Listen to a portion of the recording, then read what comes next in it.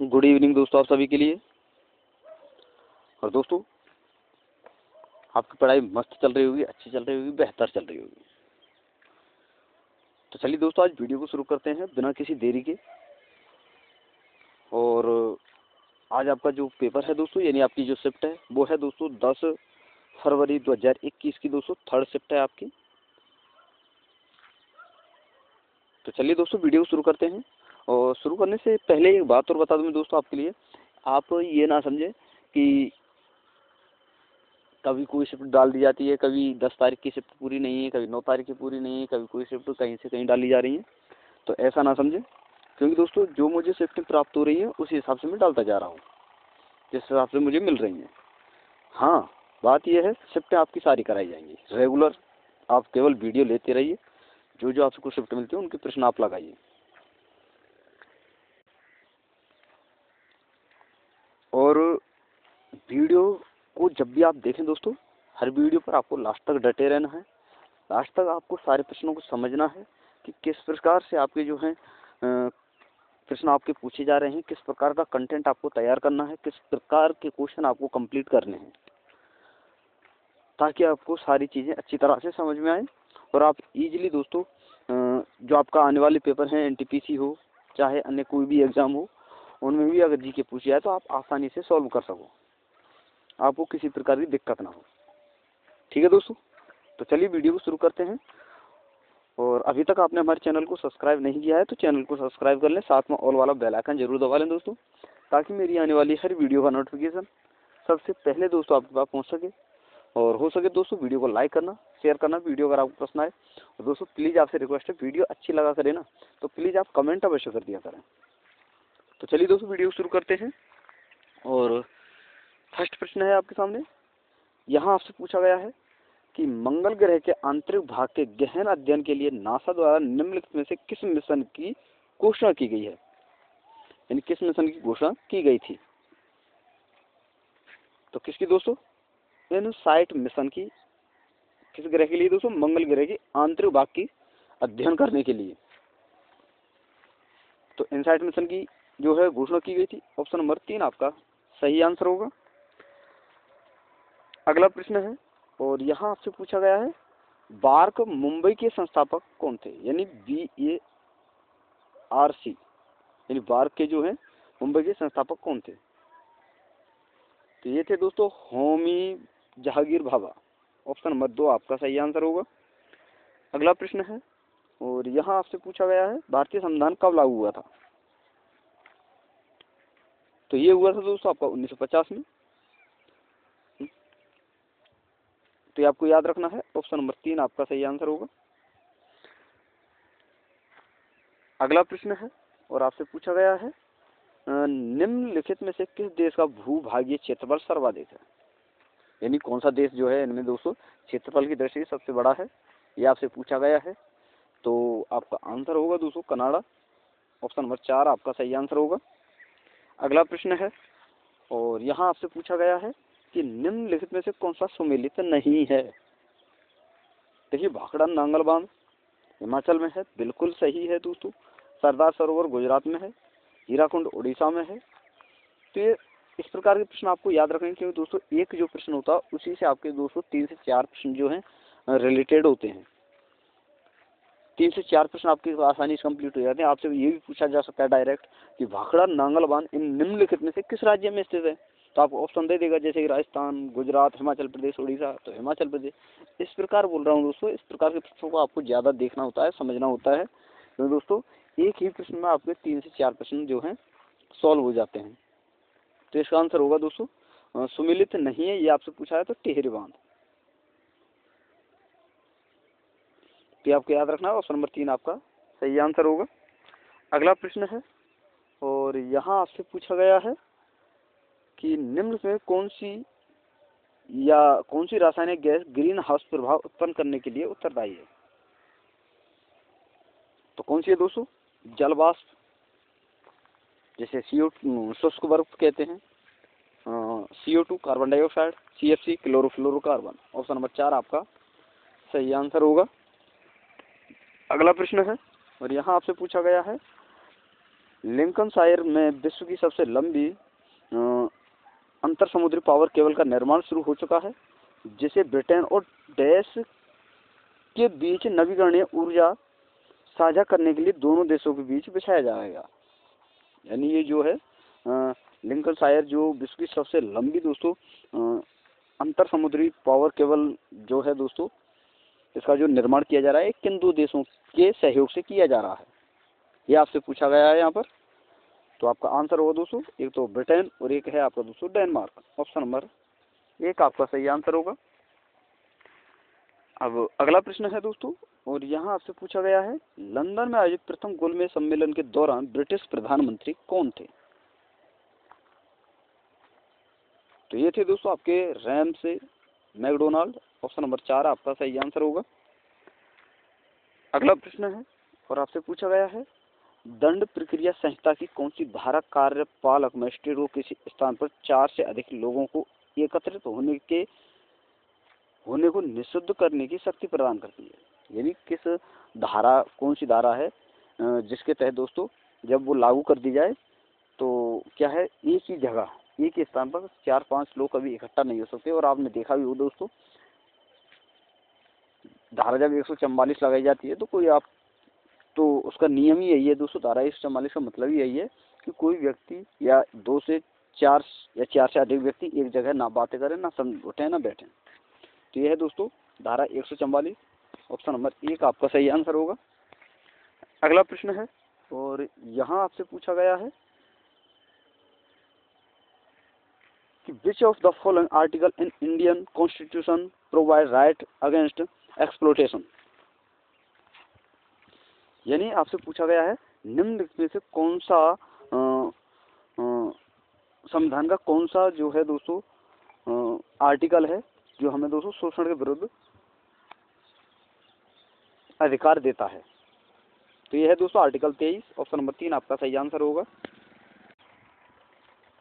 अगला प्रश्न है दोस्तों, और यहाँ आपसे पूछा गया है who among the following was on off the converse of the Kakori robbery.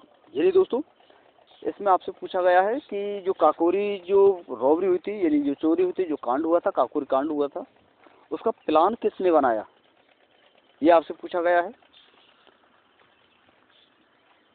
तो उसका प्लान बनाया दोस्तों अशफाकुल्ला खान ने। ऑप्शन नंबर 2 आपका सही आंसर होगा। और अगला प्रश्न है आपका, और यहाँ आपसे पूछा गया है कि भारत की प्रथम जल विद्युत परियोजना कहाँ स्थित है। तो ये है दोस्तों आपकी महाराष्ट्र में। ऑप्शन नंबर 4 आपका सही आंसर होगा। अगला प्रश्न है, और यहाँ आपसे पूछा गया है 21वें राष्ट्रमंडल खेलों का आयोजन कहाँ हुआ था। तो ये हुआ था दोस्तों आपका गोल्ड कोस्ट में। ऑप्शन नंबर 2 आपका सही आंसर होगा। अगला प्रश्न है, और आपसे पूछा गया है राष्ट्रीय राजमार्ग के बारे में निम्नलिखित में से कौन सा कथन सही नहीं है। NH-44 भारत का सबसे लंबा राष्ट्रीय राजमार्ग है। NH-47A भारत का सबसे छोटा राष्ट्रीय राजमार्ग है। और NH-8 भारत का सबसे छोटा राष्ट्रीय राजमार्ग है। और NH यानी नहाई, NHAI ये नहाई को राष्ट्रीय राजमार्गों में विकास, अनुरक्षण और प्रबंधन का अधिकार प्राप्त है। तो देखिए दोस्तों आपको याद रखना है कि भारत का सबसे लंबा राष्ट्रीय राजमार्ग कौन सा है, NH-44, ये आपसे पूछा जा सकता है। सबसे छोटा दोस्तों 47A। और नहाई जो है दोस्तों, नहाई को ही राष्ट्रीय राजमार्गों में विकास और अनुरक्षण प्रबंधन का अधिकार प्राप्त है, ये भी सही है। तो यहाँ पर पूछा है कौन सा कथन सही नहीं है, तो सही नहीं है दोस्तों ये है आपका NH-8 जो है सबसे छोटा है, गलत है। सबसे छोटा है आपका दोस्तों NH-47A। तो ऑप्शन नंबर 3 आपका सही आंसर होगा। अगला प्रश्न है दोस्तों, और यहाँ आपसे पूछा गया है रंगभूमि, गोदान, गबन व वरदान नामक उपन्यासों के लेखक कौन थे। तो ये है दोस्तों आपके मुंशी प्रेमचंद। ऑप्शन नंबर 2 आपका सही आंसर होगा। अगला प्रश्न है, और यहाँ आपसे पूछा गया है हैदराबाद का निजाम, अंतिम निजाम कौन था। तो हैदराबाद का अंतिम निजाम था दोस्तों आपका मीर उस्मान अली खान। ऑप्शन नंबर 3 आपका सही आंसर होगा। अगला प्रश्न है और आपसे पूछा गया है कि किस वास्तुकार ने मुंबई स्थित गेटवे ऑफ इंडिया को डिजाइन किया था। तो ये किया था दोस्तों जॉर्ज विटेट ने। ऑप्शन नंबर 1 आपका सही आंसर होगा। और दोस्तों देखिए, वीडियो अगर आपको पसंद आ रही है तो वीडियो को लाइक करते चलें दोस्तों, शेयर करते चलें। और अभी तक आपने चैनल को सब्सक्राइब नहीं किया तो प्लीज़ आपसे रिक्वेस्ट है दोस्तों, चैनल को सब्सक्राइब कर लें। दोस्तों देखिए, बहुत मेहनत लगती है दोस्तों एक वीडियो बनाने में, तो प्लीज़ आपसे रिक्वेस्ट है दोस्तों, ज़्यादा भी कुछ ना करो दोस्तों, आप एक वीडियो को लाइक कर दिया करें और शेयर कर दिया करें और कमेंट अवश्य कर दिया करें, ताकि दोस्तों देखिए, जब आप लाइक करते हैं, शेयर करते हैं, वीडियो को कमेंट करते हैं, तो दोस्तों हमें भी मोटिवेशन मिलता है, हमें भी अच्छा लगता है दोस्तों, ताकि हम भी आपके लिए बेहतर से बेहतर जो है क्लासें दे सकें, बेहतर से बेहतर आपके लिए कंटेंट दे सकें। और दोस्तों ज़्यादा समय लगता नहीं है, अभी तक आपने चैनल को सब्सक्राइब नहीं किया तो बगल में ही ऑल वाला क्या कहते हैं दोस्तों, सब्सक्राइब वाला बटन है, उसे दबा लें और साथ में ऑल वाला बेल आइकन, ताकि दोस्तों जो भी मैं वीडियो डालूँ उसका नोटिफिकेशन सबसे पहले दोस्तों आपके पास पहुँच सके। तो चलिए दोस्तों आगे देखते हैं। अगला प्रश्न है और यहाँ आपसे पूछा गया है उस वर्णक का नाम बताइए जिसकी वजह से पौधे का रंग हरा होता है। तो यह है दोस्तों आपका क्लोरोफिल। ऑप्शन नंबर 2 आपका सही आंसर होगा। अगला प्रश्न है और आपसे पूछा गया है कि भारत के इनमें से किस राज्य की सीमा नेपाल से नहीं जुड़ी है। तो नहीं जुड़ी है तो यह है दोस्तों त्रिपुरा, बाकी उत्तर प्रदेश, उत्तराखंड और बिहार तीनों ही दोस्तों आपके नेपाल से इनकी सीमा लगी हुई है, तो ये आपको याद रखना है। अगला प्रश्न है और यहाँ आपसे पूछा गया है कि दिहिंग पटकाई वन्य जीव अभ्यारण्य कहाँ स्थित है। तो यह है दोस्तों आपका असम में। ऑप्शन नंबर 4 आपका सही आंसर होगा। अगला प्रश्न है और आपसे पूछा गया है कि निम्नलिखित में से कौन सा मलेरिया परजीवी है। तो मलेरिया परजीवी है दोस्तों आपका प्लाज्मोडियम। ऑप्शन नंबर 3 आपका सही आंसर होगा। अगला प्रश्न है और आपसे पूछा गया है स्वच्छ भारत अभियान के संबंध में निम्न में कौन सा विकल्प सही नहीं है। देखिए दोस्तों, इसे वर्ष 2014 प्रधानमंत्री नरेंद्र मोदी द्वारा शुरू किया गया था, बिल्कुल सही है दोस्तों। यह निर्मल भारत अभियान का पुनर्गठन है, बिल्कुल सही है दोस्तों।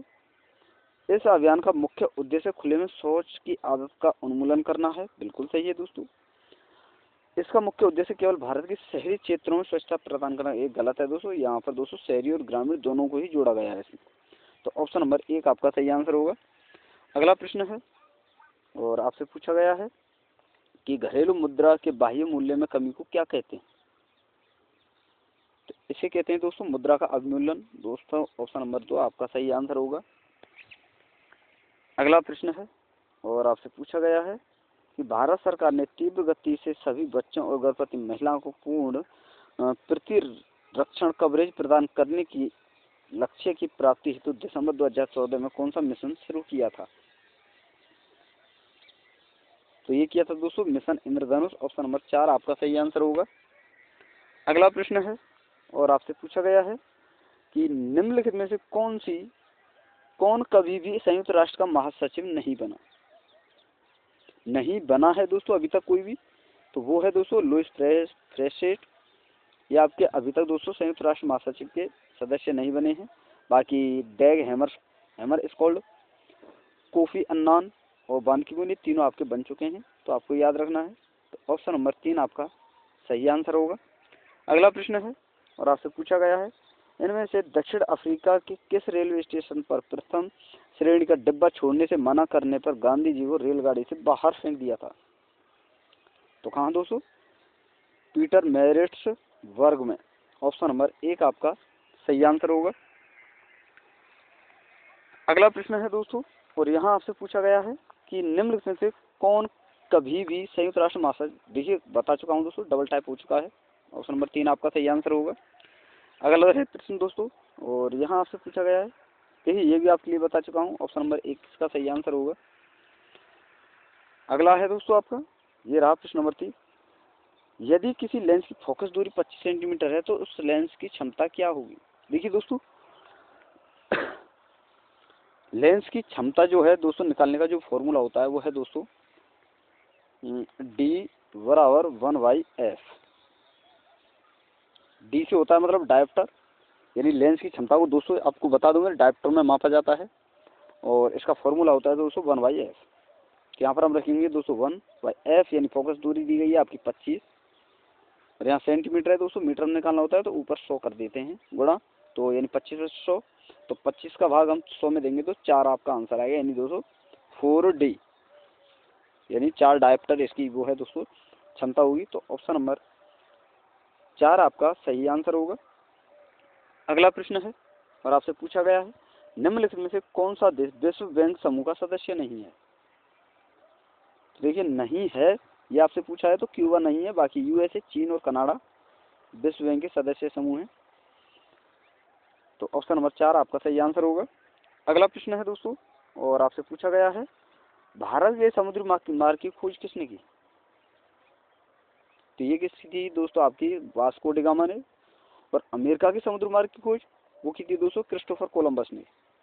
ऑप्शन नंबर, यानी इस प्रश्न का आंसर तो होगा ऑप्शन नंबर 1, बल्कि अमेरिका के लिए पूछा जाए तो क्रिस्टोफर कोलंबस, तो इसका आंसर होगा ऑप्शन नंबर 3।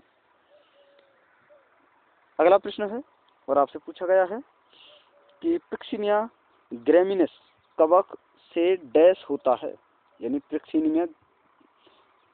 पक्सिनिया और ग्रेमिनस जो कवक है आपका, इससे क्या होता है। तो इससे होता है दोस्तों गेहूं में ब्लैक रस्ट रोग होता है, ये कवक से होने वाला रोग है। तो ऑप्शन नंबर 4 आपका सही आंसर होगा। और दोस्तों आपको देखिए साइंस में पूछे जाते हैं, ये आपको याद रखने हैं कि ब्लैक डस्ट जो रोग है दोस्तों ये आपका गेहूं में होता है, और लेट ब्लाइट होता है दोस्तों ये आपका आलू में होता है, और रिंगवार्म जो होता है दोस्तों ये मनुष्य में होता है, और रेड रोट जो होता है दोस्तों ये गन्ने में होता है। ये 4 ही आपको याद रखने हैं और इसका आंसर होगा ऑप्शन नंबर 4। अगला प्रश्न है और आपसे पूछा गया है, कोबल का पूरा नाम क्या है।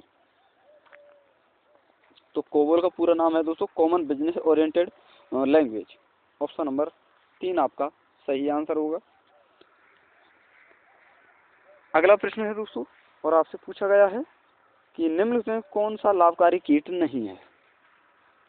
लाभकारी कीट नहीं है ये आपसे पूछा है, तो दीमक नहीं है, और जबकि तो इसका आंसर होगा ऑप्शन नंबर 1। जबकि दोस्तों लाख कीट जो है जिससे दोस्तों लाख प्राप्त किया जाता है, तो हमारे लिए इम्पोर्टेंट है दोस्तों। रेशम कीट से दोस्तों रेशम प्राप्त किया जाता है, तो ये भी सही है दोस्तों, ये भी लाभकारी है। मधुमक्खी जो है दोस्तों इससे शहद प्राप्त किया जाता है, तो ये भी सही है। तीनों ही आपके लाभकारी हैं, दीमक आपका लाभकारी नहीं है, तो ये आपको याद रखना है। ऑप्शन नंबर 1 आपका सही आंसर होगा। अगला प्रश्न है और आपसे पूछा गया है, निम्नलिखित में से कौन सा ऑपरेटिंग सिस्टम नहीं है। नहीं है तो देखिए दोस्तों माइक्रोसॉफ्ट ऑफिस जो है दोस्तों ऑपरेटिंग सिस्टम नहीं है, बाकी आपकी MS विंडोज, लिनक्स और मैक OS ये तीनों के तीनों दोस्तों आपके ऑपरेटिंग सिस्टम है, आपको याद रखने हैं। तो दोस्तों ये आपके कुछ प्रश्न थे 10 फरवरी 2021 की दोस्तों 3rd शिफ्ट का आपका पेपर था। और वीडियो अगर आपको अच्छी लगी हो तो प्लीज़ आपसे रिक्वेस्ट है दोस्तों आप चैनल को सब्सक्राइब कर लें, साथ में ऑल वाला बेल आइकन जरूर दबा लें दोस्तों, ताकि मेरी आने वाली हर वीडियो का नोटिफिकेशन सबसे पहले दोस्तों आपके पास पहुंच सके। और हो सके दोस्तों वीडियो को लाइक करते चलना, शेयर करते चलना, कमेंट करते जरूर जाना। तो थैंक यू दोस्तों, धन्यवाद। फिर मिलते हैं एक नई वीडियो के साथ।